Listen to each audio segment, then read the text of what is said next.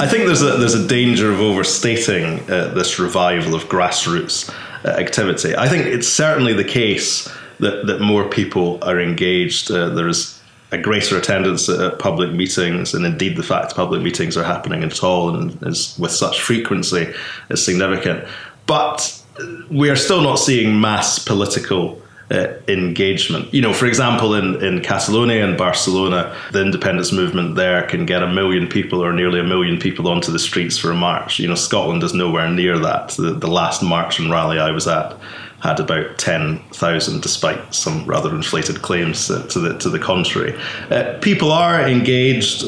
Some more people are mobilised, but a lot of them are the usual suspects. They are party members on either side going to meetings, lots of the same meetings, and that gives the impression of some great grassroots movement. And of course there are groups like Commonweal and National Collective, and you know, that is great in terms of the debate. It makes it much livelier, much more interesting, and there are more people involved, just not as many as I think some people believe.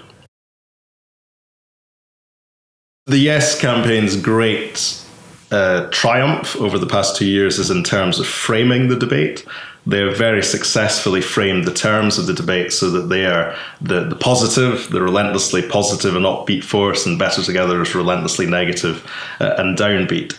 The reality is a bit more nuanced than that. Both campaigns are a mix of positive and negative, and sure, the Yes campaign is probably more positive than the No campaign, but the Yes campaign does have increasingly negative aspects. For instance, they've started a slightly bizarre line of argument that if you vote no, the NHS in Scotland will be privatised and tuition fees will be reintroduced, despite both being devolved policy areas. They say the Barnett formula will be scrapped. Westminster will not only ignore Scotland if it votes no, but they will go out of their way to punish it, perhaps taking powers from the Parliament, and so on and so forth.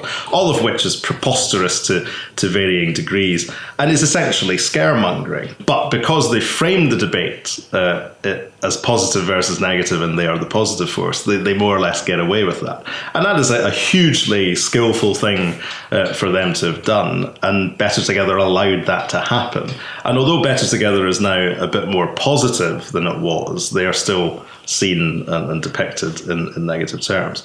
The Yes campaign, I think, they could have fought a campaign on the principle of independence, you know, the broad principle that any nation, and Scotland as a nation, ought to govern themselves. And that would have actually put them on a much stronger footing, because Better Together would have had to argue against Scotland as a nation and against Scotland governing itself, which would be much harder to do.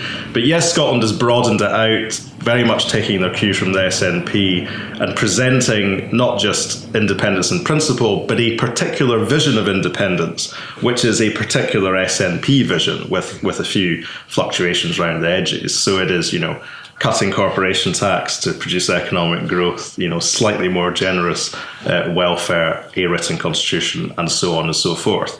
It is not nearly as radical as some of the rhetoric would have you believe. It is all pretty orthodox stuff economically and constitutionally.